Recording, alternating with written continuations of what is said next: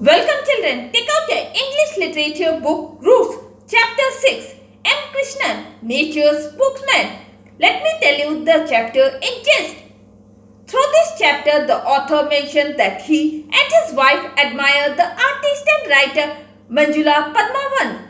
But the author himself admired the most was M. Krishnan, an artist and writer of varied gifts and original expression. According to the author, Krishnan was an accomplished writer in Tamil who grew up in Mylapore in Chennai. He was the youngest of the celebrated novelist and social reformer A. Madhava. Krishnan's last work was a detective novel written in his mother tongue. Krishnan was not only an accomplished writer but also a talented wildlife photographer. He himself called his camera as his assistant. The varied pieces of the camera were collected from different countries such as lens from East Germany, cap and shutter from Malaysia, nuts and bolts from Burma Bazaar and a lot of other pieces from the neighboring country. With it, he took many unbelievable good pictures. Krishnan, in his adopted language, English, was marvelous. Pro-stylist, the author as a growing child, has enjoyed hours reading Krishnan's book. Krishnan was also a pioneer, environmentalist and conservationist.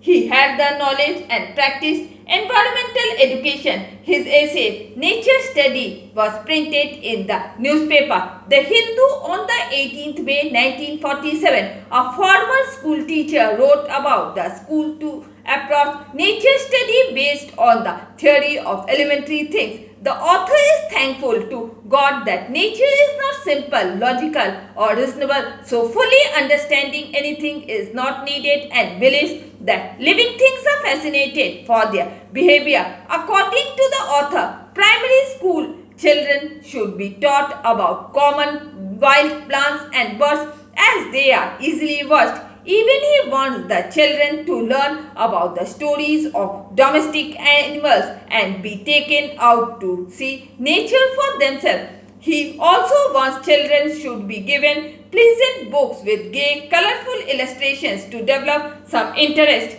According to the author, there are many other environmentalists who knew about the plants and animal kingdom, but Krishnan was India's best all-round naturalist who knew about different aspects of the natural world in India. Krishnan lived and died in Chennai but spent much of his time in the field. Accompanied by his camera, notebook, sketchpad and cloth, he knew a lot about the snows of the Himalayas, the deserts of Rajasthan, the mangroves of the Sundarbans and grasslands of Deccan. He had beautifully depicted about the varied terrain, insects, plants, birds and animals found here.